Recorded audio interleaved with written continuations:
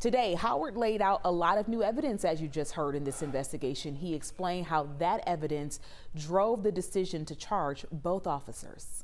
5 days after the death of Rayshard Brooks, the Atlanta police officers involved now face charges in the shooting. The first charge is felony murder.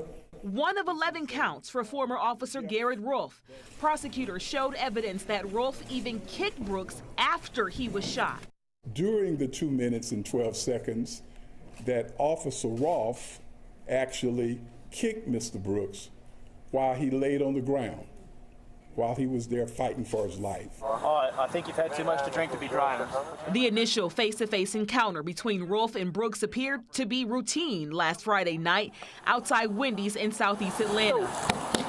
It all started when officers responded to a call of a man asleep in the drive-thru.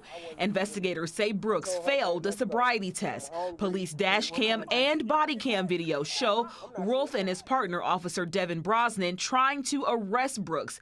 After a violent struggle, Brooks ran away with one of the officers' taser. Then Rolfe shot him twice in the back.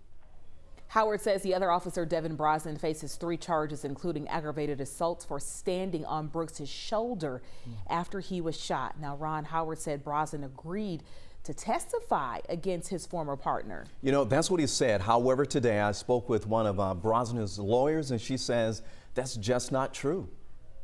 Well, we are stunned that Devin is being charged at all. The attorney for Officer Devin Brosnan is disputing DA Paul Howard's claim that her client agreed to be the state's witness. That's not true. That agreement is not in place. He has made no such agreement, and that was not discussed. She also says that her client suffered a concussion during the scuffle when he and Officer Rolfe were trying to take Brooks into custody. She says that Brosnan hit his head on the ground and was disoriented. Devin Brosnan was on the ground, as I said, when Mr. Brooks and Officer Rolfe ran away. And when he got up, he was disoriented from his head injury.